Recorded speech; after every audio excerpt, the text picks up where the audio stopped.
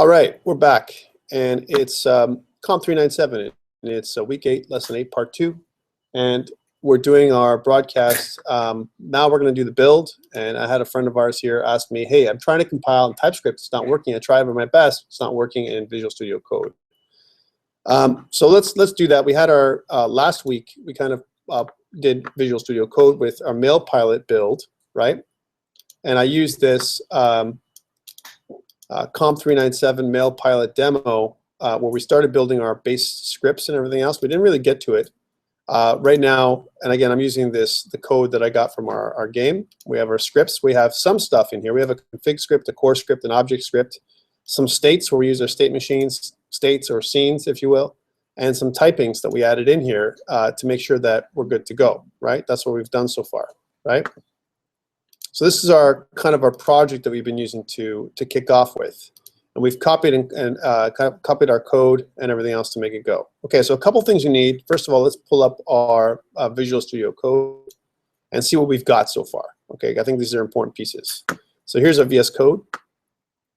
Hey, that sound is gone. And let's pull in this this folder, which is COMP397 mail pilot, right? So we're just going to pull it over here. If you notice right now, what we have is the exact same setup for our template. Nothing's changed, right? We have this tsconfig file. You need the tsconfig file.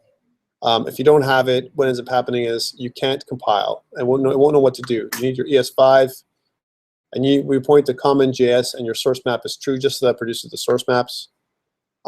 Notice that in our scripts right now, when I look at things like our core script, which is our game, we have a source map because we've changed a couple things, right? That was produced by what we did here. I also have under VS Code, I have this tasks, a task runner that I've created, and I have to make sure, the one thing I need to do here is make sure that it's got args, there's nothing in between the args in here because it starts off with hello world. We want to get rid of this. We want to have args with this right here.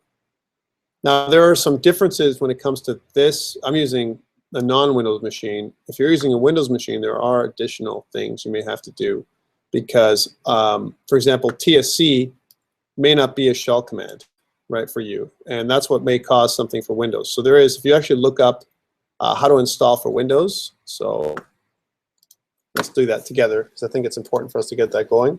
So via Visual Studio Code,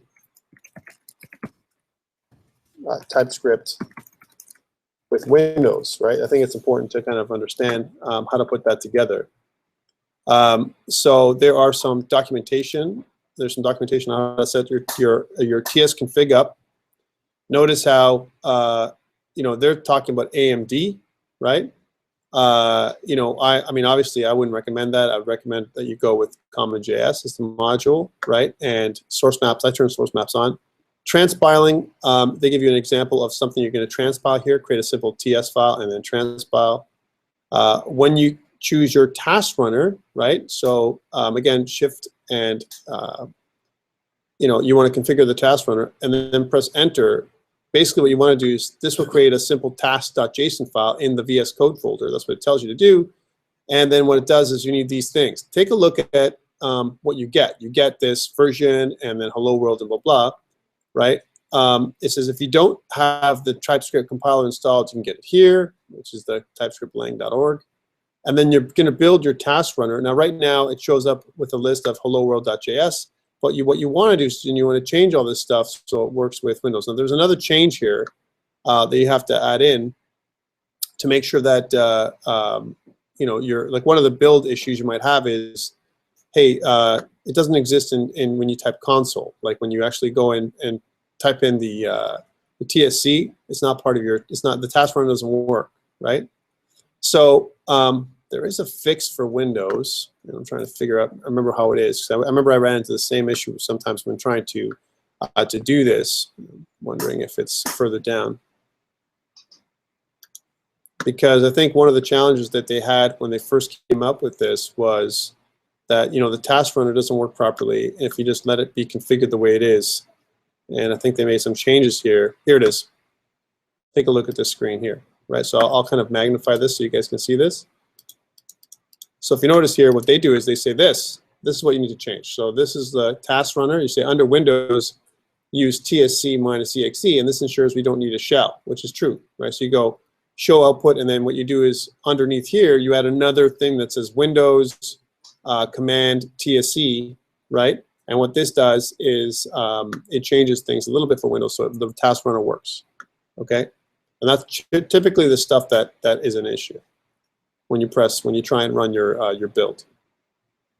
Okay, so that's it right there. Windows, and then it's a little object that you put in your task runner for your build. Now, you don't need that if you're using a Mac. The other thing that you want to do is sometimes you may want to create a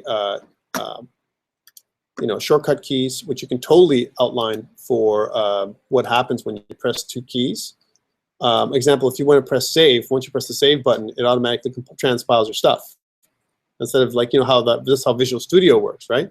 You can actually configure that by configuring what you do with your buttons. So if you press command, kind of Control or Command Shift and S, Shift S, or let's say Control S for save, it also transpiles at the same time. And you can listen for that if you set up a buttons to compile and save or transpile and save, right? And there's all kinds of wonderful little tutorials online on how to do that, right? And see what it says, automatically compile your TypeScript files with Visual Studio Code, right? And there's a whole tutorial on how to do this, right? So it talks about the split screen. You can we're gonna use the split screen today, so you can see both sides. And it also says navigate to your Visual Studio Code folder and open a terminal window here and enter the following command: tsc star.ts and then -- watch. And what this does is it watches for any changes and automatically transpiles it in the thing. That's one way of doing it for sure, right? So TSC does help us do that kind of stuff. But you can also again use Control S and then set up your hotkeys in order for you to do that as well.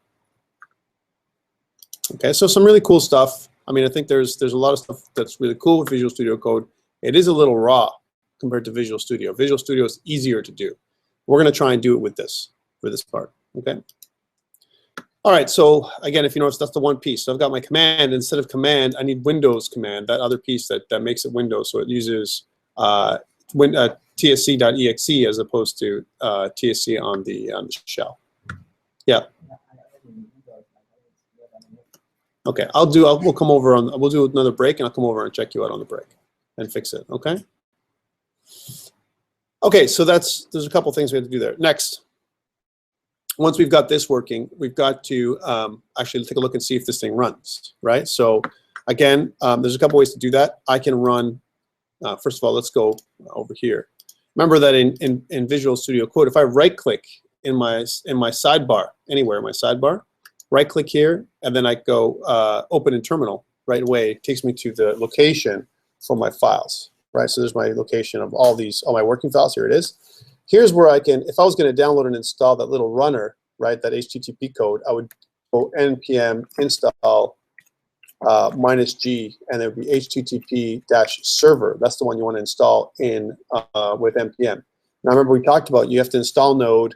And then from there, you have to use npm to do that. And you have to have sometimes on the Mac you have to use administrative rights to do that, depending on how you install the node. So you'd have to go sudo npm install -g HTTP server, right? Now on the PC, you wouldn't have to use a sudo, but you would do this.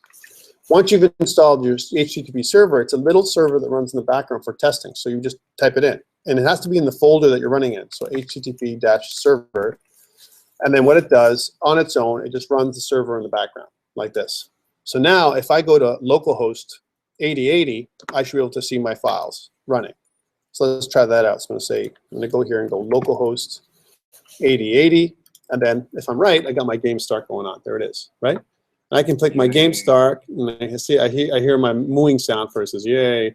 And I can go next to my game over screen or back to my game start screen. Yeah. So this state machine is working properly. We've got it going, and it's inside this thing. This is the first piece that we're going to do. Yeah.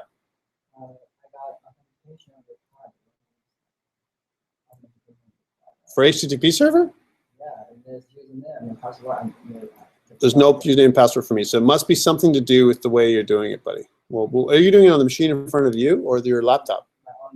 All right, let's get together afterwards and I'll show you how to do it because obviously, you know, we have to do some work.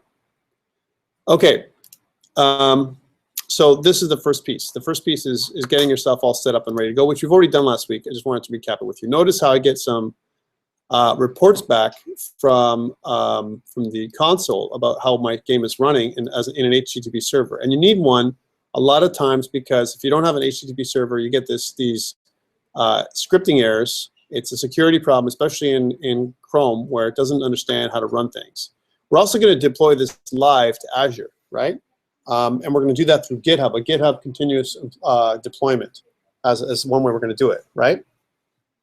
So if I was going to set this up, let's set it up for now, right now, for GitHub continuous deployment. So again, I'm going to go into Microsoft Azure. Now my Azure looks like this. I go to Azure websites, you know, again, manage.azurewebsites.net, right? windowsazure.com. And it takes me into the screen here. I love it. Sign out. Let's make sure I sign back in. Sign in. And I want to sign in with my my ID, right, for a second. Sorry, it does take a little bit of time if I haven't signed in properly. All right, and let's see if my everything is expired. Sometimes what happens is Azure expires on me after a while, which is totally cool and totally expected. Okay, cool. So I've got a couple things still going. I want to install some stuff here for Azure, right? And I got a lot of stuff going on. I got one little virtual machine running right now. Is it running or did it stop? There he goes. Oh, thank God. Virtual machine really kill you when it comes to your pay-as-you-go and you know, your Azure Pass, right? And all my Azure Pass should be pretty much stopped right now. In fact, let's just stop all my Azure passes because if I don't stop my Azure Pass, then what happens is it keeps on. Look, I got credit status. I got you know, 5 days remaining till my credit expires, and it says I got $8 left, right? Because it kind of eats my credits for a while, the ones I've got running right now. And I've got my to-dos that's also running, and some other things that kind of eat your credits up every month. Okay, so I've got these 9 web apps, but I want to create one that uses my GitHub repository for me. And if you noticed last time what we did, let's just go in there. If I go to GitHub, the first thing you need to do, if I go to Centennial College here, right under GitHub, I want to create a continuous deployment, right? And last day we were together, we did this mail pilot demo through COMP397. Take a look, guys. 397 mail pilot demo, right? That was done 7 days ago exactly, right? So this is what I want to deploy right here. I want to deploy this one on Azure. Now, there's 2 portals for this. There's the old portal, it looks like this, and there's the new portal, right? And that you have to go, if you want to go to the new portal, I believe it's portal.azure.com. And if you're logged in properly with your own credentials, if you go in, you see a view like this, right? And it's going to show you, by the way, this in the middle, your subscriptions. It tells you your forecast, your expenses for the month for your particular subscription, right? And it shows you what you're going to be paying if you're going to use this for real, okay? So I've got a bunch of stuff that's stopped. I got one app that's kind of been running for another course. But let me put together my deployment. So first, I need to create a web app. So I click on web app. Now this, you have to have your student pass for Azure working, okay, in order for you to get this done. So I'm gonna click web apps. I want to click a new or create a new web app here. I'm using the new portal, all right? So now, again, there's different options. One is pay as you go. The other one is Azure Pass. Let's make it an Azure Pass because I got a little bit of money left in that, right? Why not? And here's my web app, okay? So what am I gonna call this thing? I want to call it something that's original. So I'm going to call it the name of our course. So COMP397 Mail Pilot Demo, one of those. Let's try this out. So it has to be an original across the domain, right? So COMP397, even that's taken, you know, as an example, Mail Pilot. That's probably available. But I'll do a demo like this, right? So just make it so it's a demo for us, so I can take up that name. All right. Our resource group is, you know, East US or whatever, and it says app service plan location. All that's the same. I'm going to just create my my object. And what it does is it starts deploying, it starts starting it off, and creates the container for what we're going to use for our web app. Again, I'm setting all this up ahead of time before I start development of my app. Why? I can see the development happen live, right, when we do this, when we do continuous deployment. Okay, it's doing its stuff. You notice it's deploying the web app. It's kind of working its way. It's magic, right? And once I finish deploying my web app, what I want to do is go back in here and then click on continuous deployment through GitHub. Hey, there it is. Take a look. My deployment succeeded. All right, let's do it. So if you notice, here's my web app. It's called COMP397 Mail Pilot Demo. There's nothing there right now. If you actually were to go there, there's nothing there. So I got to click down here where it says, continuous deployment. See that? If I click continuous deployment, I get an option to configure the required settings. If I click this, it's going to say, how do I want to continuous deploy? I want to do it through my GitHub. All right, that's how I want to do it. So every time I upload to GitHub, it's going to redeploy to the server, right? So that's the first thing. Okay, cool. This is the one. I kind of give my authorization if I want to. Here it is. It's the same one. I can choose my organization. It's going to be under Centennial College, right? And then it's going to ask me, hey, which of these organizations, the files do I want to use, kind of thing. So configure, choose your project. So I want to choose, obviously, COMP397 Mail Pilot Demo somewhere in here, wherever it decides to be, right, on this thing. There it is. Once I've got that piece, I can click OK. So it kind of ties into GitHub, and then it sets up continuous deployment. And now we should see that these little silly screens that we had before when it's done, right? You have to wait for it to be done. See up here, it's still working, even though it says no deployments found. It's going to eventually be done like this, and then it'll update. So give it a chance, because sometimes it takes a little bit of time for us to do that. If I go back to deployment credentials, that's one. I can change that if I want to. And if it doesn't work, let's just sync it up. Synchronize my source control. I'll press yes. If it doesn't work, and if it says no deployments found, that's a problem. That means that something didn't work out the way it should have, right? Let's take a look at deployment slots. It says make sure you're running with a standard or premium plan before adding a slot. I only have one, right? And again, I want to make sure that it's working. So the way to do that, of course, is to test it. Now it says deployments, it worked out, but I don't see how that worked out with an error. Well, it did somehow. There we go. So this is live now. So if you actually go on Azure, if you go to COMP397 Mail Pilot Demo.azurewebsites.net, you'll see this. Yay. Right? Yay. This little app that we made. Right? So now if I change anything on GitHub, it'll automatically deploy to my app on Azure right away. It's live right away. So this is how I want you to work. So that way you don't have to worry about being live. Now there's a good thing and bad thing about doing this. The good thing is you're live right away when you're done. The bad thing is if you make a mistake, you're down. And if you upload to GitHub and you made a mistake, so it's a broken copy of it, it'll break on live as well, right? And that's why people have deployment slots. So if you have a deployment slot, you can switch deployment slots. You have one that's live, that's ready to go. You deploy to another slot, as an example, that's used as a staging slot, and then what you do is you swap them. So when you know you're ready to go, you swap the slots, and then it goes live with a working copy. For now, for us, this is okay. Okay, so we've got this working. That's good. And we've got all our prep going. Now let's actually build something finally, okay? So remember, what we want to do with MailPilot is we have a couple of classes we need to use. We need to go back. What am I building? I'm building that side scroller game. And I need some assets, because right now all of our assets are just my back button, my next button, and my start button. That's bad. So let's get those assets in play. And I have some MailPilot assets that I used before. It's called MP Assets, and I think I might even have them online for you that you can download. But let's just make sure that I don't have them on here. Here it is. Here's MP Assets.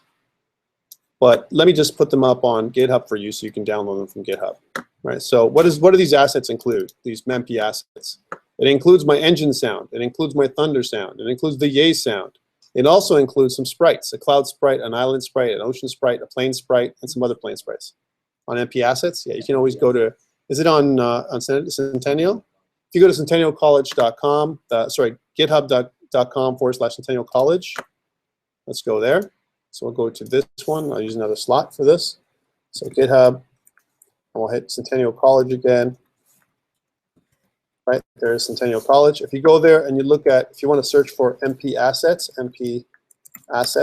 right? And you'll see it, here it is, Centennial College MP assets, right?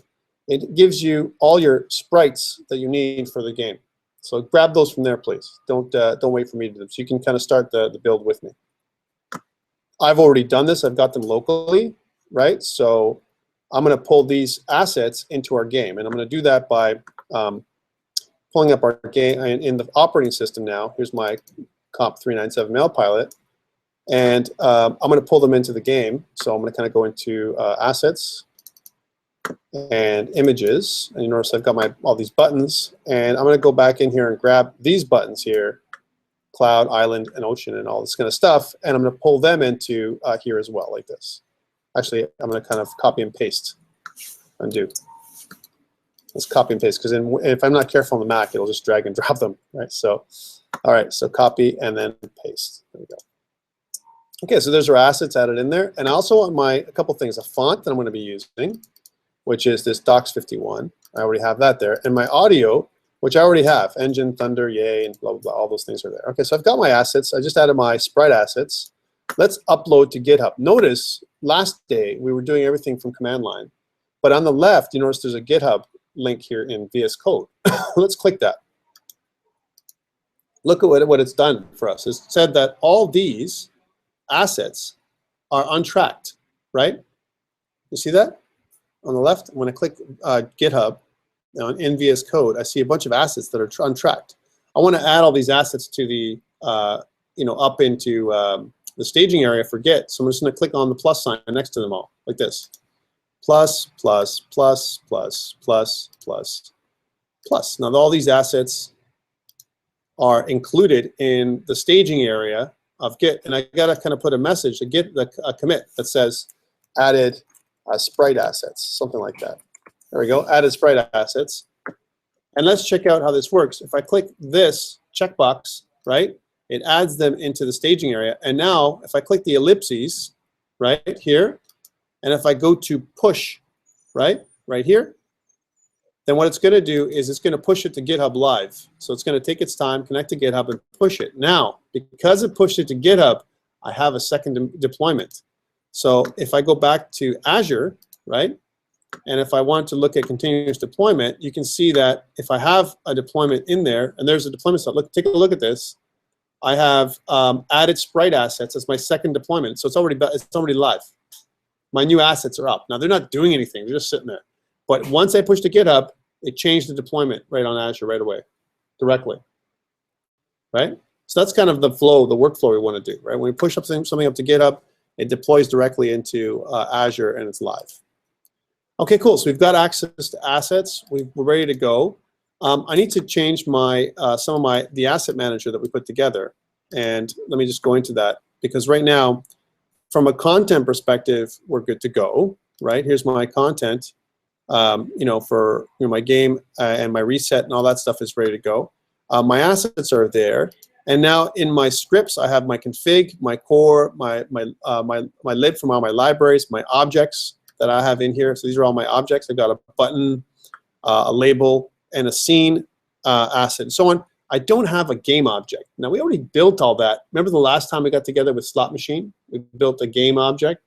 I want to kind of do that, but I want to build it again one more time from scratch for you guys, right? So first, in objects, I want to build a new TS class. Let's do that. So I'm going to right-click on objects, a new file.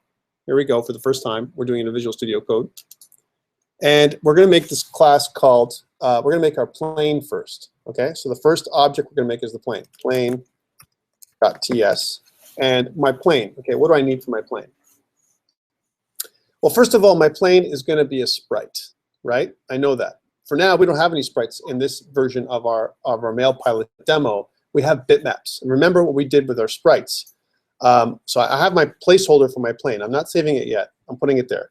But I want to get this game object class for the very first time. And the way we're going to do that is create another file in my objects, right? So we're going to go back to objects, right-click, new file, right? And we're going to call this one game object. Because I don't want to kind of make our game object from scratch. And I'm also going to update our asset manager, our asset tracker, if you will. because our asset manager right now still uses the old assets. We've kind of done this with Slot Machine once before, right?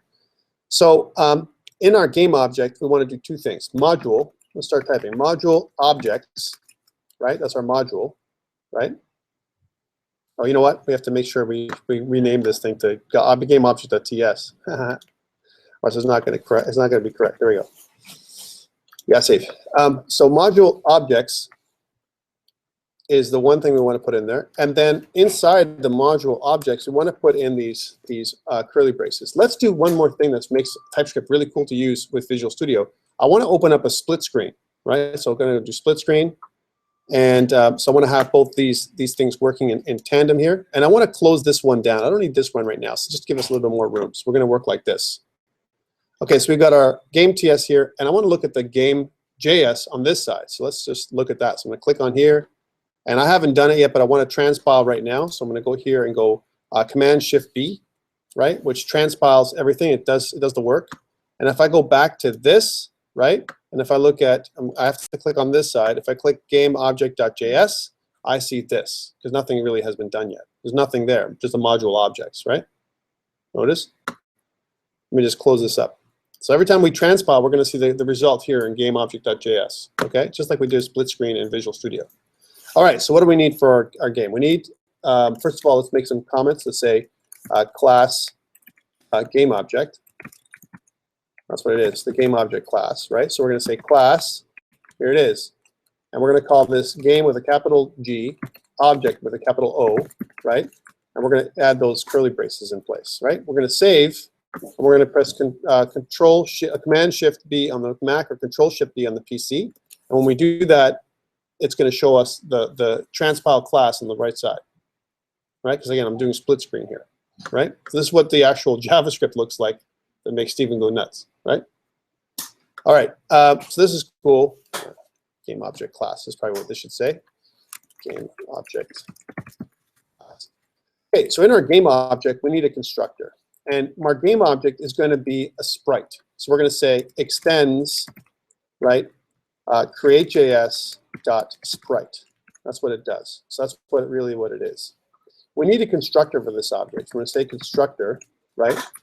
And what we want to take into our constructor, first of all, we have to also we have to have a superclass for this as well. When we have a constructor, when we extend our sprite, create.js sprite, we need to send something over to our superclass. And if I hover over this thing for our superclass for our sprite, what do I need for my sprite? Well, it tells me what I need. I need a sprite sheet, right? As an example, that's one. And I also need if you notice here, it says a frame or animation, string, and number. So something to tell it what it is. Almost like our sprite string, or you know what it is. That's the name of our object, or object string, object name, or whatever you want to call it, right? So that's what the thing I need here. So I can't continue because I don't have a sprite sheet. So we need to create it, just like we did with. We're going to do that with our lovely friends.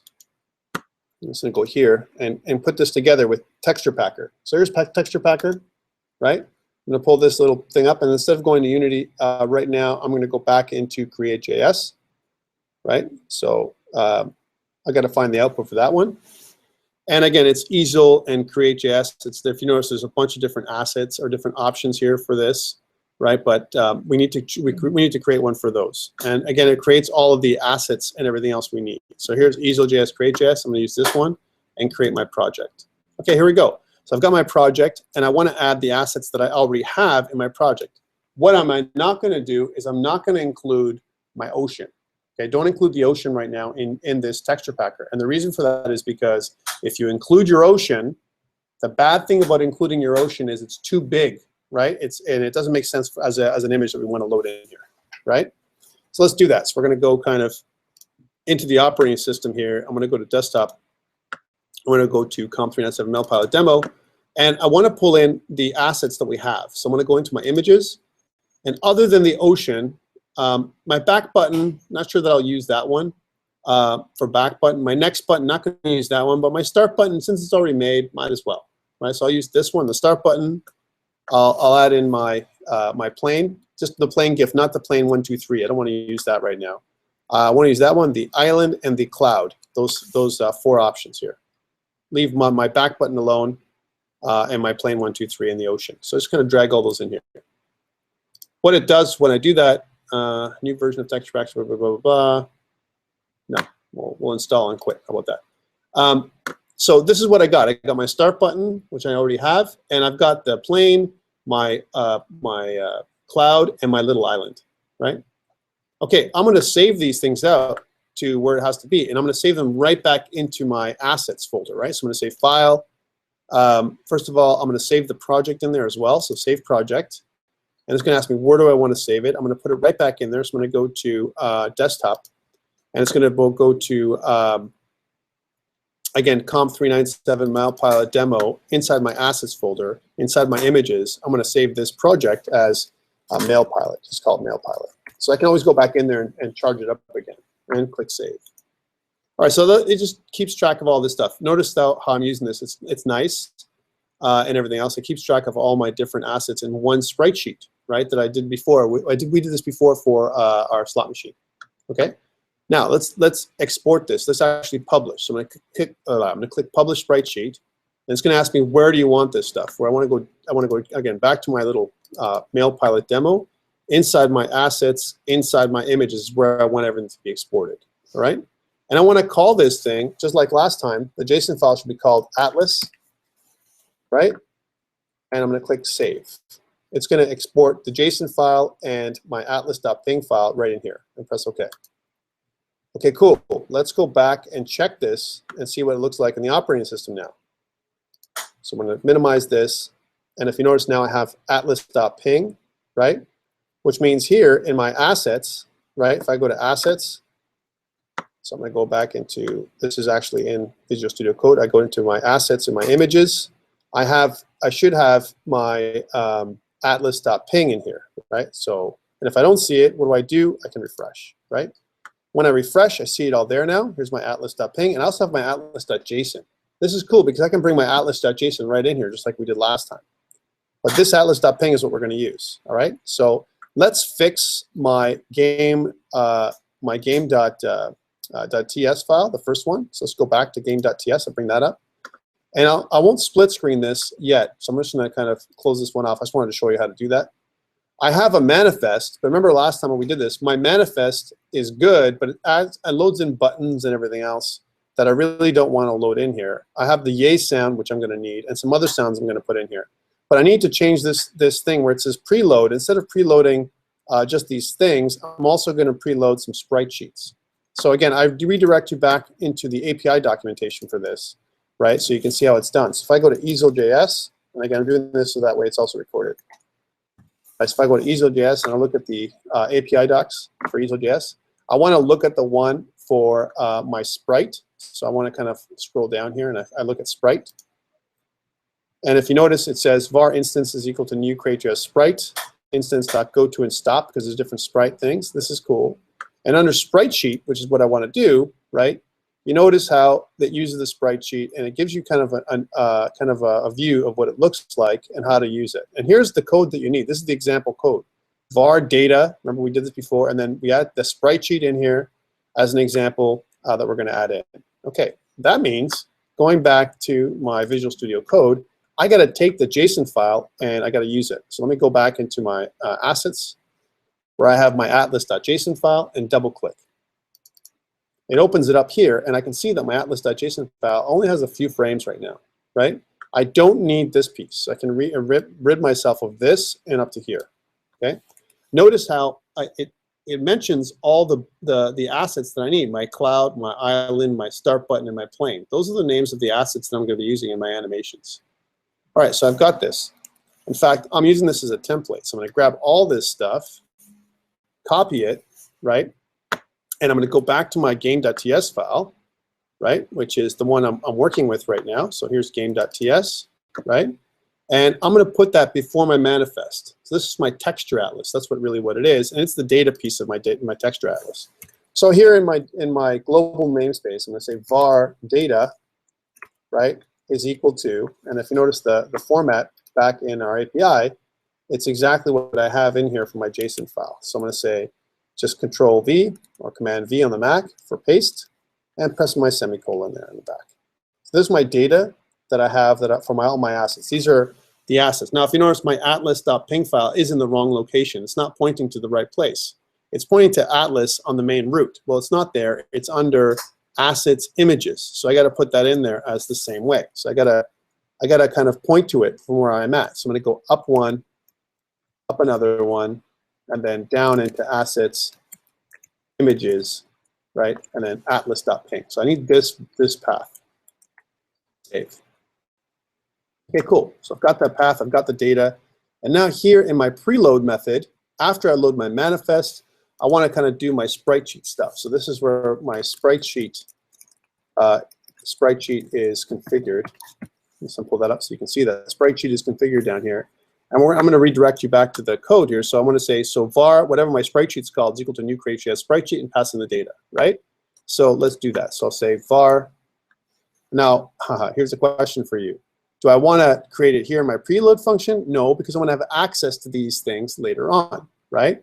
So I want to create this on the main scene here, in the main global framework variables up here, where it says not the game objects that are menu, game, and over, and these are my states objects, and not right where it says here, it says assets, and then load queue. I want to create something called my atlas, my texture atlas, right? So I'm going to kind of create it down here. So I say var atlas, right? And this atlas is of type create.js.spritesheet. By the way, this will change one day because we're going to make our own little assets class. We haven't done it yet. We will. We will extrapolate this later. We'll say this is our asset, our atlas, our sprite atlas, or texture atlas, if you will. That's what it is. Okay, so we've got this. That's what we need, var atlas. And now what we're going to say is this. Under here, we're going to say atlas is equal to a new create.js.spritesheet, right? And we're going to pass in data. Data that's global here that we have. So there's our sprite sheet. Here's our assets. There's the sprite sheet right here, right? And now what we want to do is the next line, right, in our API documentation, which is our API is going to use the animation, whatever the animation is called, or the sprite. This is the new sprite, is equal to a new create.js sprite. We're going to pass in the sprite sheet and pass in the name of the sprite. So this is our sprite string, if you will, the name of our sprite, right? Or you want to call it the image string, which is also something that I use, right? We've already got this format. We don't need to do it here, right? We're going to do it in our game object. So let's go back to our game object, which is right here. So gameObject.ts, so let me bring that up for a second. And now we'll do the split screen so you can see what that looks like. And we'll look at gameObject.js there. So this is what it looks like right now. So what I want to pass into it is what? Well, we know it's our sprite sheet's called Atlas. We want to pass in our image string. We don't have an image string right now, but we're going to get it, right? We're going to get it from our constructor. So here's our constructor, right? And our image string is going to say the following. It's going to be one of these. It's going to say image string, and it's going to be of type string. And let's transpile to see that go well, right? So we're going to kind of do that, and then you get this, right? I love when I see that kind of stuff because it's just crazy, right? Ah. All right, knowing that we're going to have our object, our sprite object here, and it's going to be our plane, right? Let's go back to our plane for a second. So we're going to kind of doing things in parallel here. So let me bring up the plane. Here's our plane.ts, and let me bring up the plane.js, which is going to be kind of empty right now. So I'm going to kind of click on this side and click plane.js. We see the kind of cross mapping here, right? All right, and let's bring it up. So let me just take away this to give you guys more room to see, right? Notice how I have 12 changes on in my local repository here. 12 things I've done, right? Okay, let's add this in. So my plane.ts is going to be the same thing. Module, objects, same. It's in the same module. And we're going to say this is our plane class, right? And it's going to be like this. Class, we're going to call it capital P plane, right? That's what it is. And it's going to extends not the sprite, but the game object. So it's going to be objects.gameObject, right? Hey, how come my game object's not coming up? Because you normally would want to see it right here, right?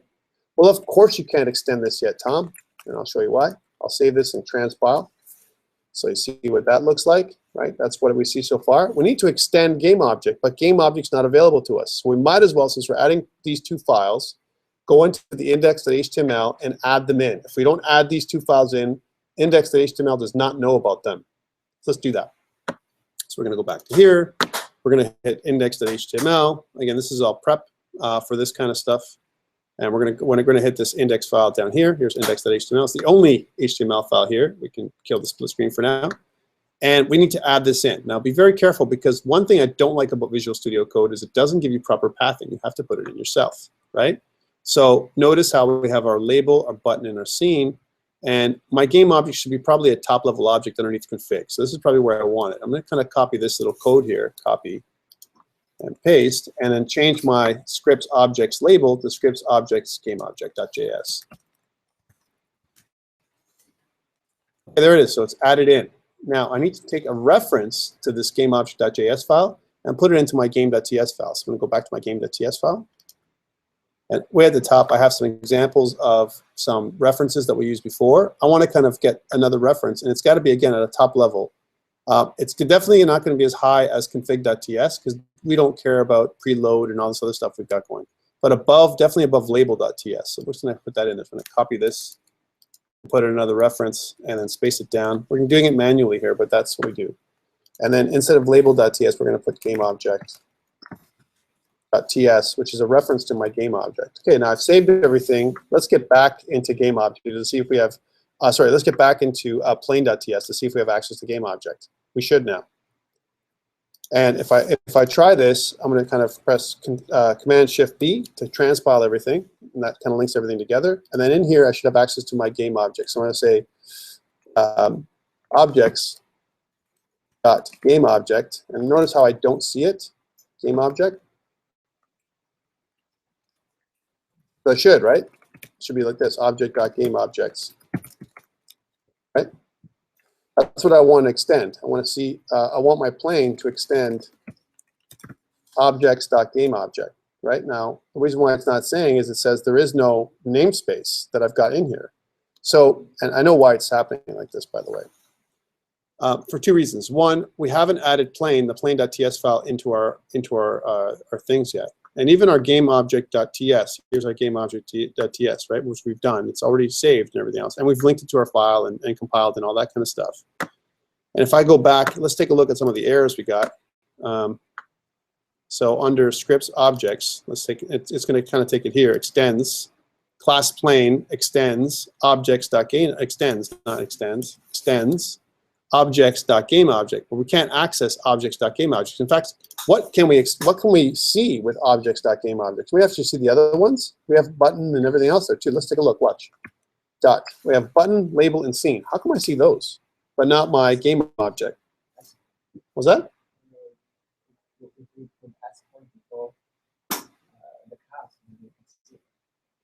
The which?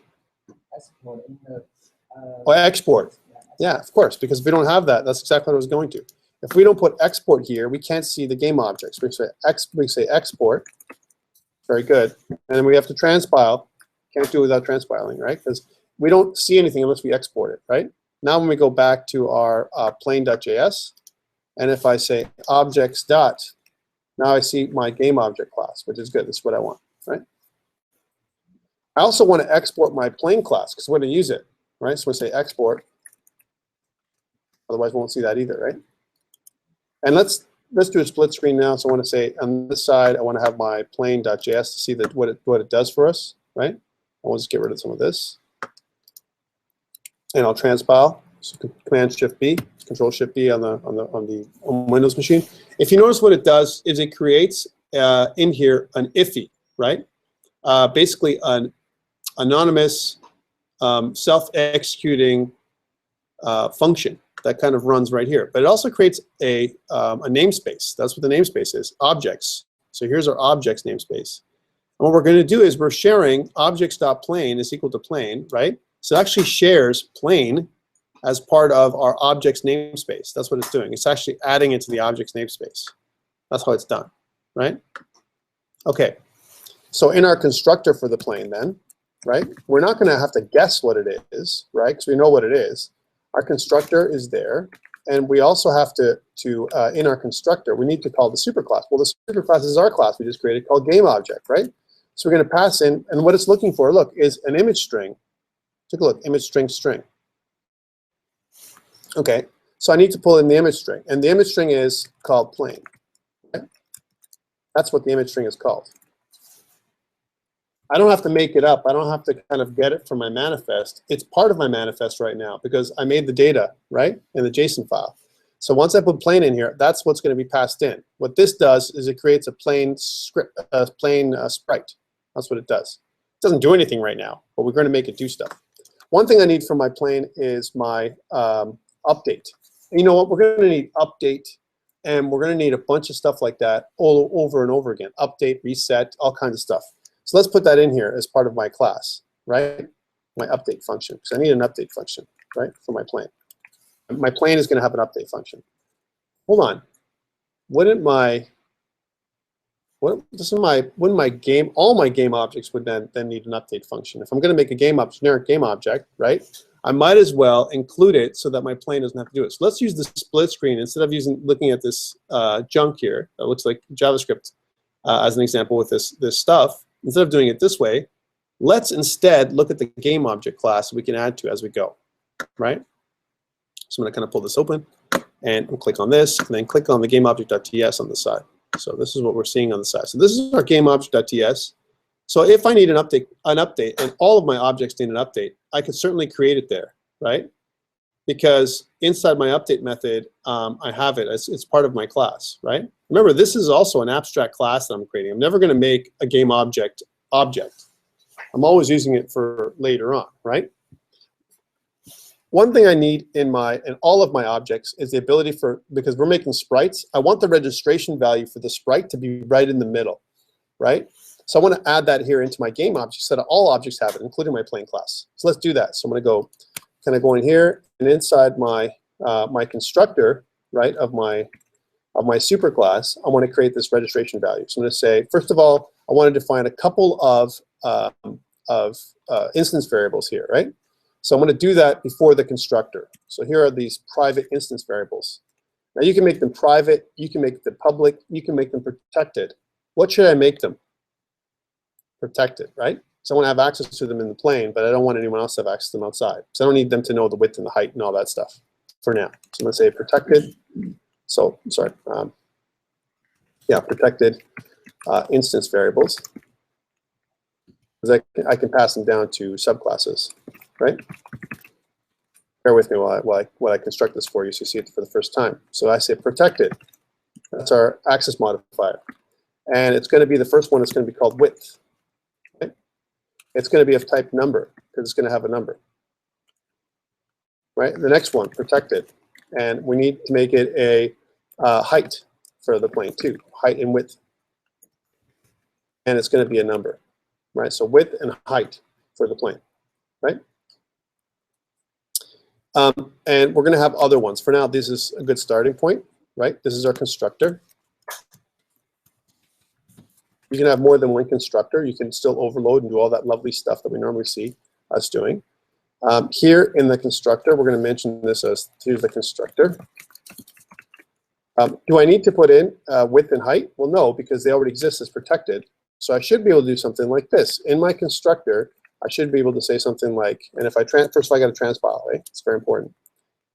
I could be able to do something like this dot width, and notice how it comes up, right?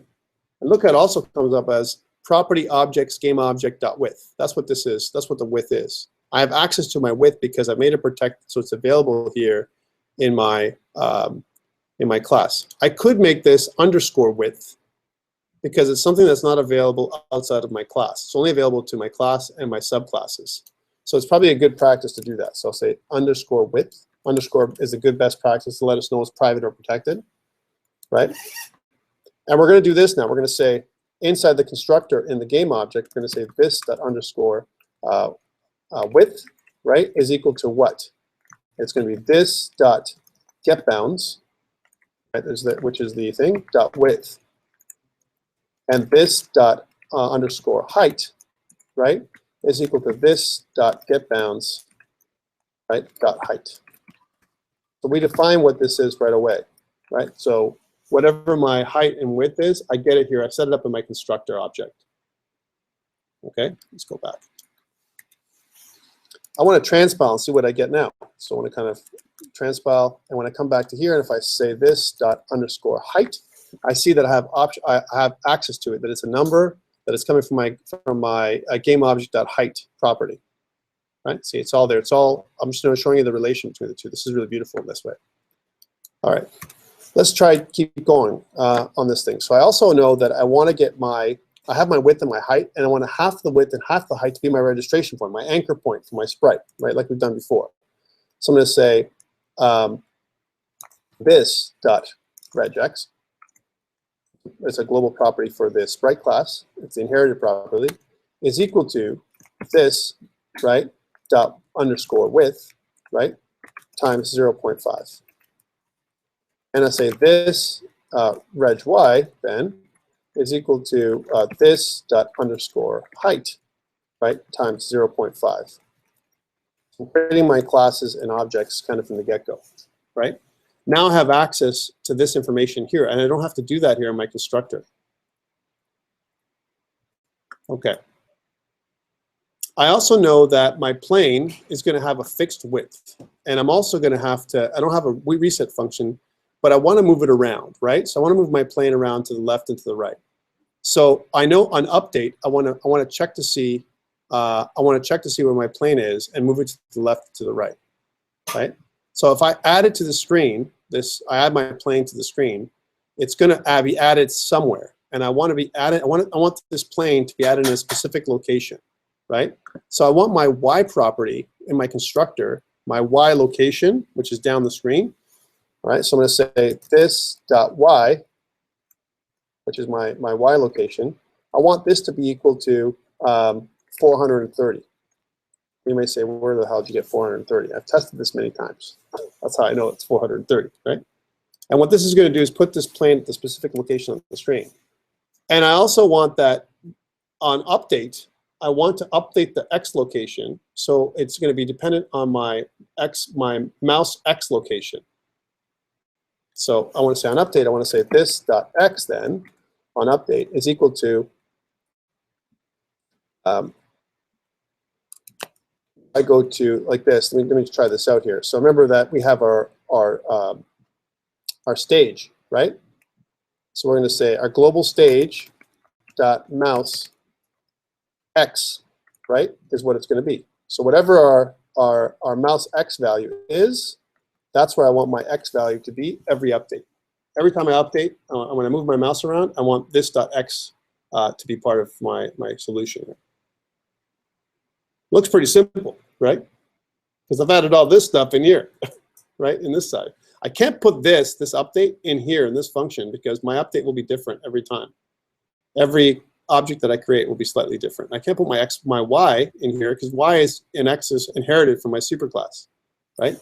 Okay, cool. Let us do a couple things. Let's add my plane to my index.html. So I'm going to go back to here, click my index.html, because we didn't add my plane to my files, right, which is important for us to add in. So let's go do that. And let me just kill this for a second, right? So I need to add my plane.js file, which is under the objects. Now I definitely want to put it before my scene, my scenes, and I'll put this in there like this. These are all my game scenes, right? This is where you're going to create your first level, second level, third level, all that stuff in here. I definitely want it to be underneath my scene, or sorry, my scene is going to know about my plane and my buttons, and my plane should probably know about my game object and maybe my button, my label, and config. So probably a good place to put it is right in here above my scene object. All right, so let's put that in there. So I'm going to say, I'm going to copy this button, use that as a template, and put that in here, and kind of do something like this. Scene, scripts, objects, and we'll call this plane.js. So that's the first step. Second step is we need to go to my game.ts file, which is here. And again, it'd be in the same location, just underneath button and above scene. So I'm going to put it right here, copy this one, and make a reference to the plane. We're going to call this thing plane.ts. So cool, we have it there. And now what I want to do is in my scene, that's in my game scene, I want to put my plane in place and take away my buttons, like those 2 buttons, like the going forward and coming back. I want to get rid of those buttons because I don't need that in my game, my core game scene. So let me just close this up. And I'm going to double click on my game scene, right, which is under, instead of core, it's going to be under, we've put it under states, right? So I'm going to go into states and look at my game.ts file. There it is. Here's my game state, right? Notice how I have a level and all this kind of stuff, all the same things that we got from our things, right? Now we notice we didn't make these private. We could totally make this private. I didn't do that. I mean, so far they're public, but they've been slated as private. And now if you notice under here, here's in my start method, which is like my constructor, I have my level label and all this kind of stuff. I don't want to add all that in there. All I need right now, I'm going to get rid of all these buttons. I don't need my any of these things here. All I need is my plane. So let's devise my plane. So that means that all these buttons and everything else are going to go bye-bye because I don't need them in my main scene. This is my main game scene. So bye-bye. Here I need something called plane, right? So I'm going to say this is going to be a private variable that I'm going to create called plane is equal to new, right? Game object, sorry, objects plane. And we're not going to pass anything into the constructor because it has everything it needs. Right now we're going to make it private, so we're going to make this underscore plane. And in here, before we add this to the child, we're going to say, first we're going to define the planes. We're going to say this dot underscore plane, right? Actually, we've done it up here. Let's just, sorry, I did it wrong. I want to say one of these. Take that away. So this dot plane is equal to new objects dot plane. That just creates the object, but I haven't added it to my scene, right? I'm going to add it into the scene now. Let's do that. So we'll say this dot add child, and we'll say this dot underscore plane, which adds it as a child to the scene. Remember, our scene is just a container. That's all it is, right? And the container is now being added to the stage, right? Okay, we don't need these in our update method, right? We don't need these clickable functions. We're going to get rid of them all.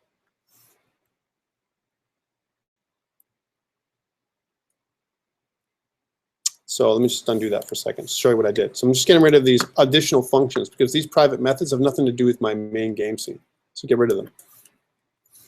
Okay, inside our pub update method then, we want to do this dot underscore plane dot update. Okay, how come I'm not getting this, my update method going on, right? Why, how come my update method isn't registering, right? It's allowing me to do it, right? And it says it's of type any, right, my update. Well, okay, let's define it. First of all, let's go back and see what we've done with our plane. That's important. So if we go by plane.ts, notice how my update doesn't really define what it is, right? It's not public or private. I've exported my class, and I mean, I don't need to export my plane. I should return void, so my update doesn't return anything, right? And it should be, my update should be definitely public, right? Because my update should be public, just to make sure that it knows that this is what my update does. Because I need to have access to my update outside of my scene. Okay, so let's just transpile everything to get that all clear, all in the clear, right? Now let's go back to my game.ts file in my states. Notice how it's there. So any, my plane, right?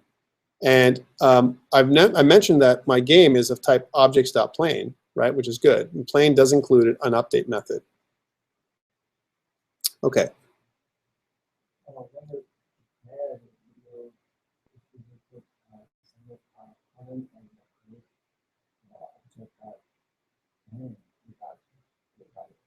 Shall we say that again? You're right. I didn't put in a type. So I said I need to put like this, and it has to be of type plane. That's why I'm not getting any code hinting. So I have to put objects dot underscore objects dot plane. Now if I go back down here and I see, let's take a look at this. I go update. Now I see that I get my update. I also get other things too. If I go dot, you see there's a bunch of other stuff that's available to me here, get bounds and so on. I don't care about any of that stuff. All I care about is dot update, which is what I want. Right, so here's my update.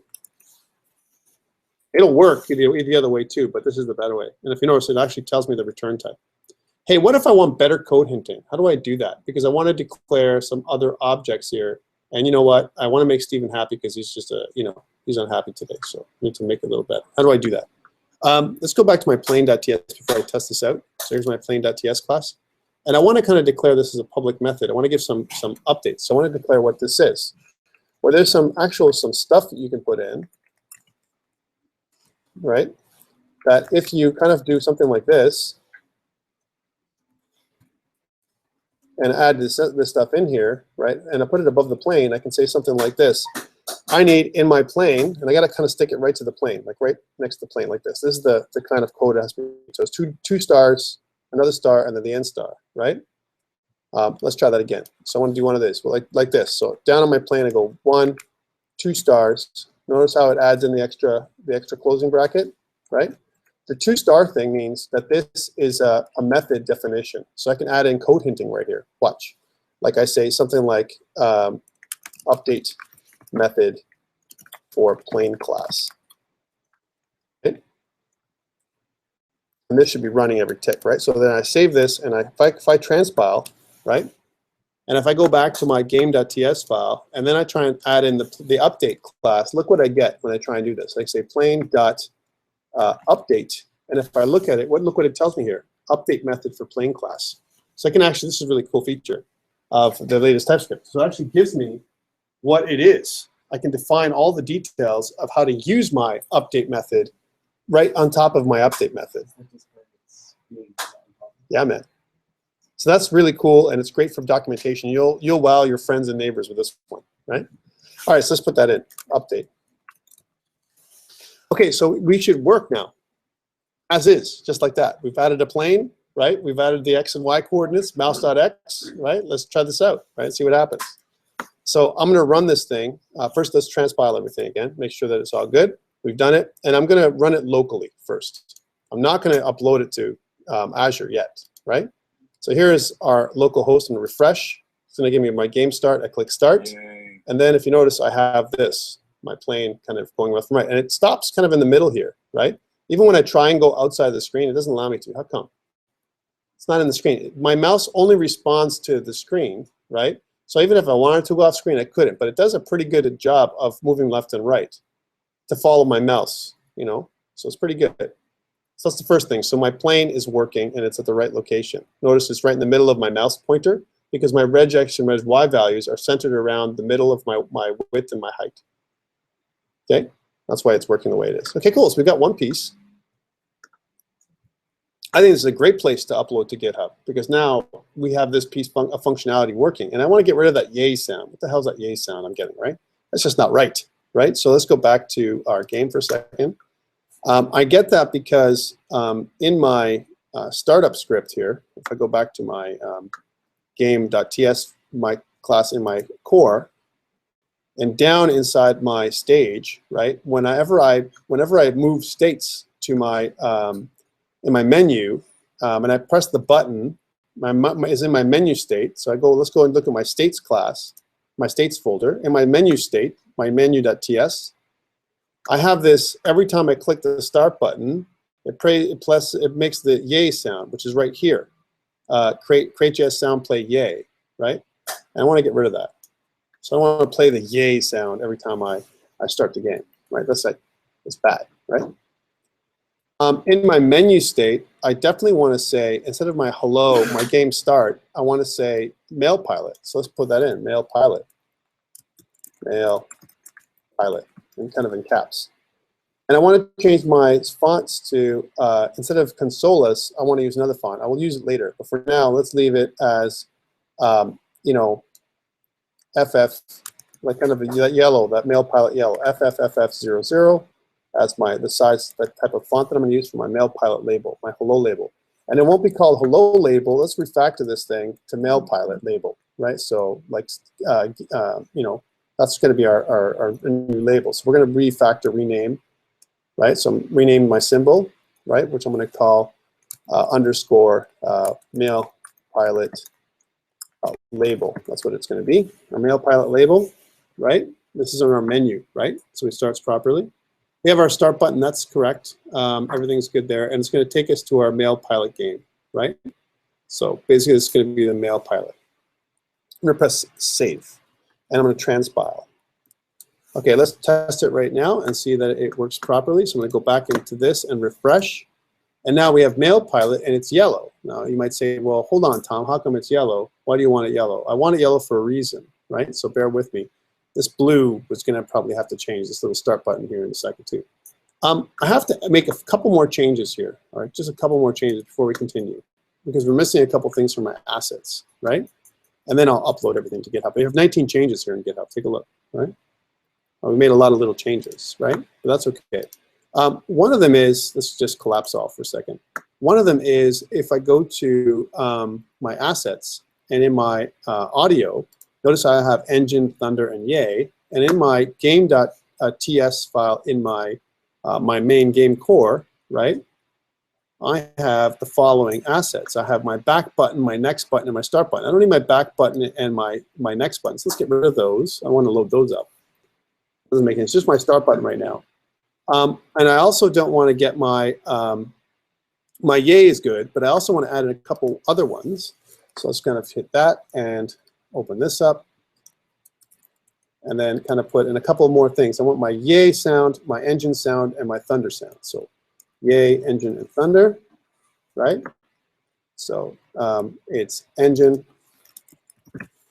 thunder. I'm gonna just type these out. So I'm gonna add all my, finish adding all my assets. Engine sound for my plane, and my thunder sound. Right, there's my thunder sound, right? My engine, my thunder, and my yay. And I want to change also, I want to add in, I'll get rid of this comma. I want to add in my my ocean, because I don't have my ocean as a bitmap. So I'm going to kind of put that back in. Start button will change to ocean, if I spell it properly.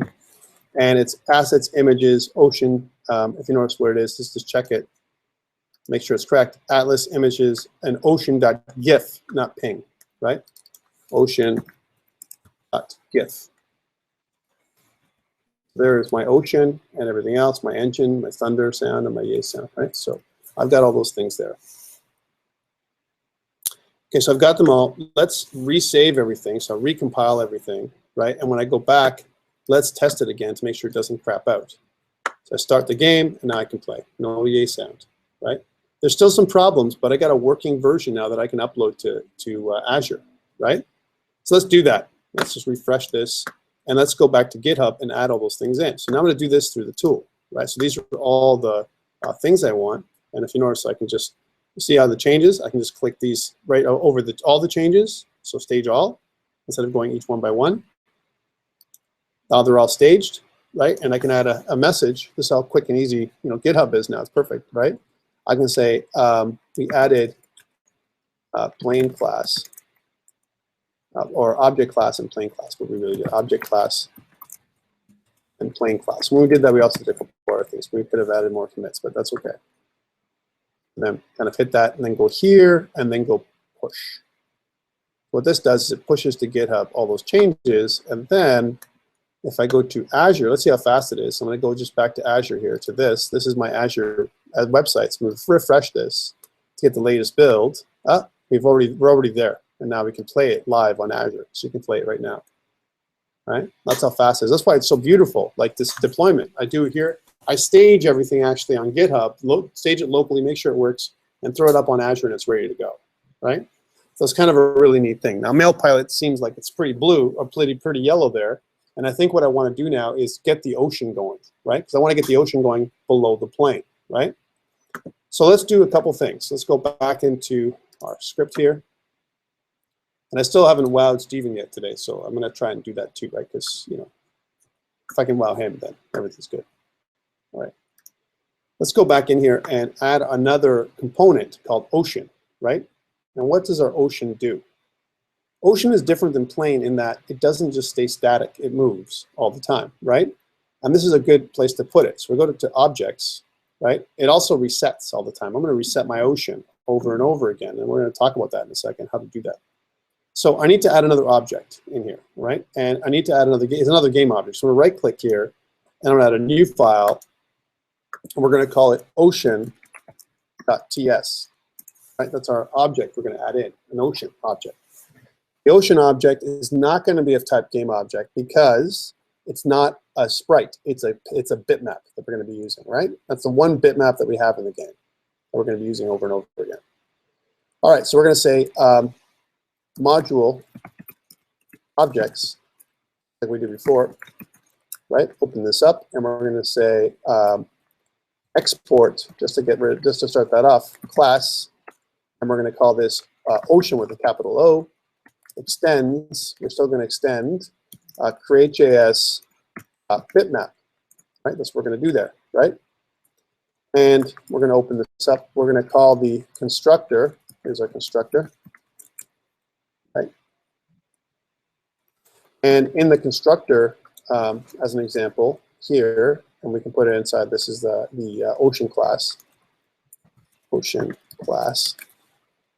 In the constructor, we want to get is the constructor function itself, right?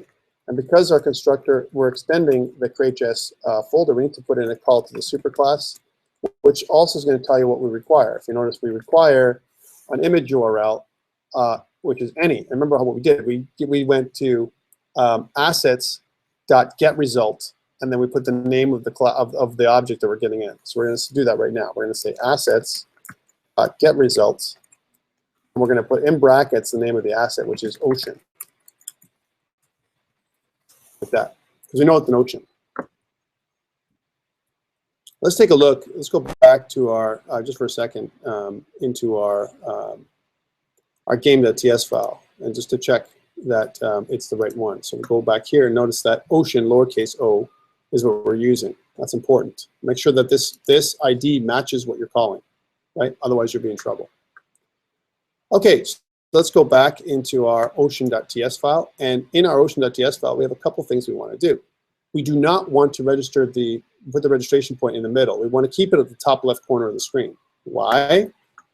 We need some further explanation for this for people who haven't seen this before, right? So I'm going to use, I'm going to go into my assets, like physically on my machine, and I'm going to click open my ocean.gif with my favorite program, Fireworks for this time, or you can use other programs as well, like Illustrator. When I open up the ocean like this, it looks like this, right? It's a big, long bitmap, right? On the left, you notice that it's 640 wide, so the size of our viewport, but 1440 tall, right? What does that mean? 1440 tall. What do I want to do here? So let's define a box that's our size of our viewport here. So I'm going to kind of make a box just to show you guys what I'm doing here. Here's our tool, and I'm going to make this thing. I'm going to draw a box like this in the screen. So here's our box. And the box, I don't want to have any kind of borders, just for a second. So our border is going to be 0.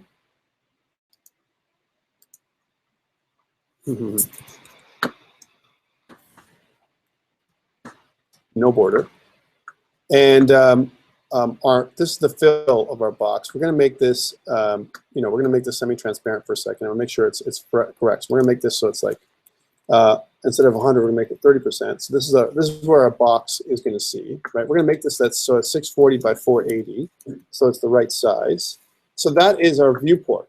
And I want you to take a look at this for a second, guys, so you understand. Stephen, you too, right? So you can look at this.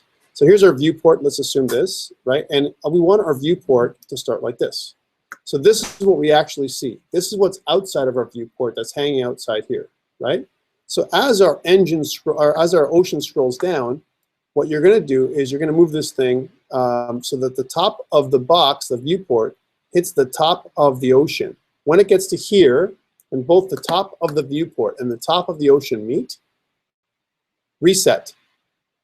And it's going to reset the ocean to here again. Okay? So what is this location, this top left corner? What's the reset location for the ocean? Well, it's 1440 minus 480. Which I think is 960. And it's not positive 960 because this is off screen. This is negative 960 because it's way out here on the top of our screen. So that's our reset location. Okay, so let's program that in. So I'm going to go back to Visual Studio Code, and I need to have a couple of methods. That means, right? I need one that's a private. Let's do some private methods here, private methods. And we'll use that special way of doing our encoding, right? And this is going to be the private method for a reset. And this, what it does, it resets the ocean. It resets the ocean to y is equal to negative 960. That's what it does, right?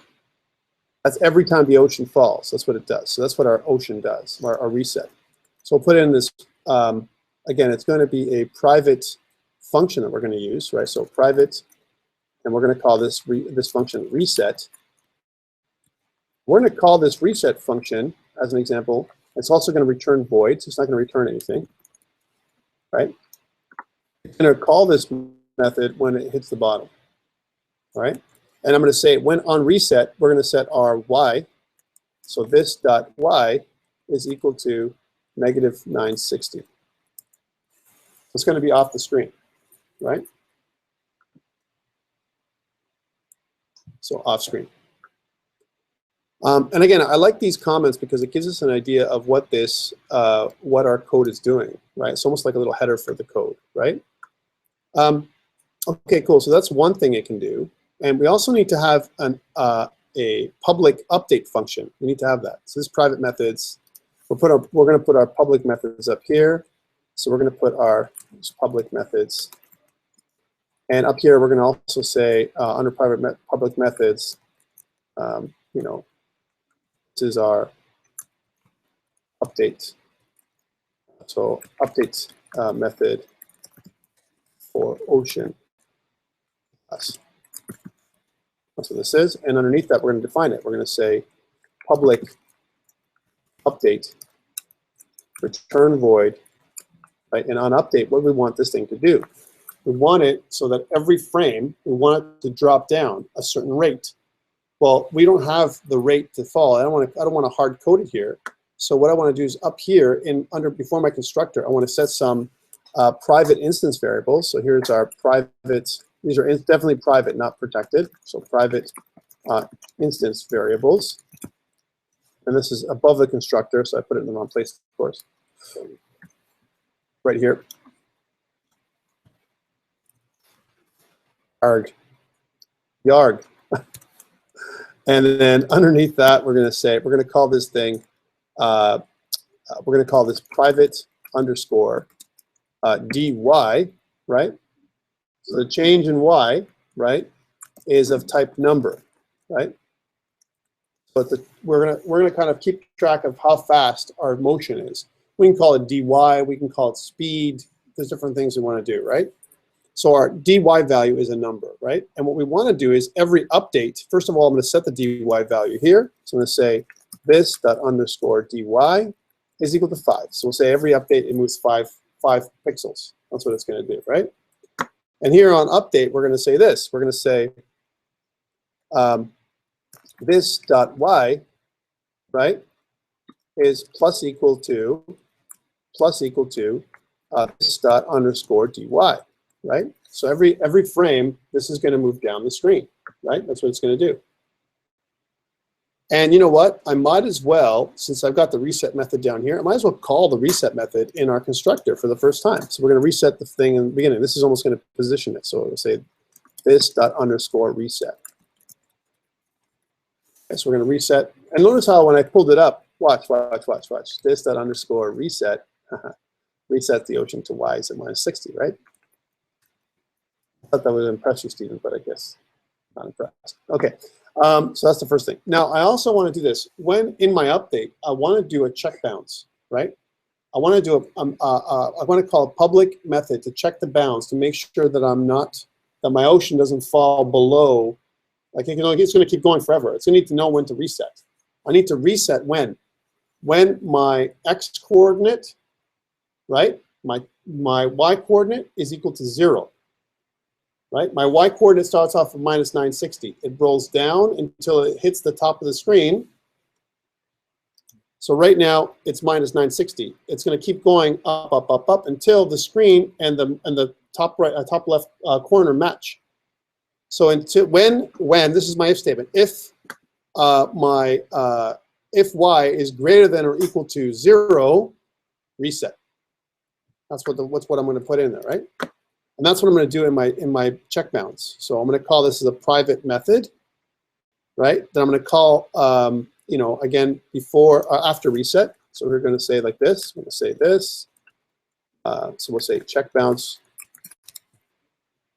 checks to see if ocean needs to be set, right? That's going to do. And then, of course, we're going to call this private underscore check bounce. That's what it's going to do, check bounce. That's going to return, of course, void. This is a funny trick here. We're going to find out in a second. I'm going to say this. In my check bounce, I'm going to say if this dot y is greater than or equal to 0, right? That's going to be the condition for us to reset. Okay. This dot underscore reset. That's when we're going to reset. We're actually going to reset everything in the check bounds method, right? So I'm not going to call the reset method in my update. I'm going to call the check bounds method. So I'm going to say one of these. This dot underscore check bounds. So if I've reached the bottom of my screen, I want to reset myself back up to the top. Okay, let's compile everything and see what happens. Let's try this out. Well, first of all, remember we're adding a new class called ocean. So we have to do through that rigmarole. Let's do that now. So go to my index, and I want to do this above the scene. It doesn't have to be plane and ocean have nothing to do with each other, but around the same area as the plane is where I want to put it. So I'm going to kind of copy this and kind of put it in here, right? And let's call this ocean, different object, right? And then I'm going to go to my game.ts file, and again, around with the same place where my plane is, here's my reference. I want to kind of put in a reference, my ocean, let's say underneath. Okay, so this is my ocean. And now I want to instantiate my ocean in my game scene. Okay, so let's go back into my game scene, right? So I'm going to go into game.ts, but on the game side, which is my state side, which is here. Sorry, with my game class. And I need an object called ocean now, right? Now, it probably should be declared first because, remember, it stacks in order, right? In stacking order, in display list order, right? The first object I add in is the back object, and then the other objects stack on top of it. So I'm going to say private underscore ocean is of type objects dot ocean, right? That's the first thing. Give me my code hinting. And then before the plane is where I want to add the ocean. So I want to say this dot underscore ocean, right, is equal to new objects dot ocean. Okay, and then I want to add that to the string. So I want to say this dot underscore add child, or sorry, this dot add child, this dot underscore ocean. There we go. So let's make some annotations here. So this is add ocean to scene. This one is add plane to scene. Right? It's pretty good. And then we're going to stage it. Right? Okay. Let's check this out and see if it works. Oh, wait, one more thing. On update, we also update the ocean. So we're going to say this dot underscore ocean dot update. You don't update the ocean. That's a bad thing. One move. Right? Okay, cool. Let's check this out and see if it all works. I'll transpile everything first, make sure there's no errors. And now once we've got there's no errors, I'm going to go back into our local folder here, which is this one, and refresh. Okay, cool. I'm going to press start, and we should have a rolling ocean like this. What do you think, Stephen? Bored still? Okay. So we got our plane, and the ocean looks pretty good. I know I got to judge you, but judge everyone. Let's go back. I like the ocean, but I want to put it here too in my mail pilot start. Now that I've got my ocean, I can reuse it as part of my start screen, right? So let's do that. So let me add that into my menu scene. So I'm going to go back to Visual Studio Code, and I want to go back to my menu scene. Let's double click. And in here, I have my mail pilot label, and I have my start button. But before that, I want to add a reference to my ocean. So I'm going to do the same thing. So here, I'm going to kind of go before in my instance variables. I'm going to go private underscore ocean is of objects dot ocean, right? Same idea, right? and exactly the same code, actually. I probably could copy and paste, right? But I'm not going to, just to show you guys again. So add ocean, and then we're going to say this dot underscore ocean. Second, if we use this now, right, is equal to a new objects dot ocean. You know, I'm getting really tired of using objects all the time. Objects dot this and objects dot that. It's killing me, man. Killing me. How do I change that? There's a way. Always a way. This dot add child underscore ocean. Right. So I got my ocean. I'm almost ready. I need to add the update. Right. In update, there's nothing in there right now. I'm going to say this dot underscore ocean dot update. Right, now that I've got that done, I should have in the background of my menu a scrolling ocean on top underneath my buttons and my label. Let's try this out. So let's go back here and refresh. Uh-oh. Oh yeah, we have to transpile. So transpile, yay. Make sure we save, and we're going to go back here and refresh. Mail pilot, right? We get a little start button, we get a little mail pilot. Maybe I want to make this a little larger. I think mail pilot needs to be a bit bigger. So instead of like 60, I need to make it 80, and maybe put it up there a little bit more. So I want some more room there. So I'll go back to this, where it says my mail pilot. I want to make it from 60 to 80 pixels. Right? I think that's important for us to do. And instead of 320 by 480, 240, which is in the exact same center of the screen, I want to pull it back up to around 140. Another 100 pixels up. So let's try that. Transpile. There we go. And I want to go back to our scene here and refresh. Move that mail pilot. So making the text larger and moving it up. There it is. So a bit bigger and moving it up. Right now I click the game, so I start the game. This is where my main game is going. Right. All right. Let's do that. That's a great update. First, let's update to GitHub. So we're going to go back to here. And I'm going to go back to the GitHub scene. If you notice, there's all these things I need to update. I'm going to click on the button, which stages everything. And I'm going to say added ocean object, right? That's what we added, right? And then add that in. And then I'm going to go here and push, which is going to push up to GitHub. And when it's done pushing, I'm going to go back to Azure, and you can see it pretty much in a second. I'm going to refresh this. And you're going to see after it refreshes that Mail Pilot's up and running on Azure, right? So there you go. Start, everything's good. So see the flow, right? It's flowing pretty good to me. Like this is the kind of stuff that I want to see with you guys, right? Where we flow, we do our stuff, we start putting our things together, and we throw things on Azure as we go. We can see the live, almost like live development as you go, right? So when you guys hand in your concept, I want to see it here live, like ready to go. I want to see your stuff. This is a good opportunity for us to see a working level. I can test it out, and then I can go and take a look at it, right? Okay, I think we need a short break, and then do the washing thing. I'll come and try and fix your problems, and then we'll get back and we'll add in our island and our cloud, and then we'll start adding. We'll mostly get everything done. We could probably get our score down and our colliders and everything done today. Okay, so let's just stop recording and we'll come back in a bit.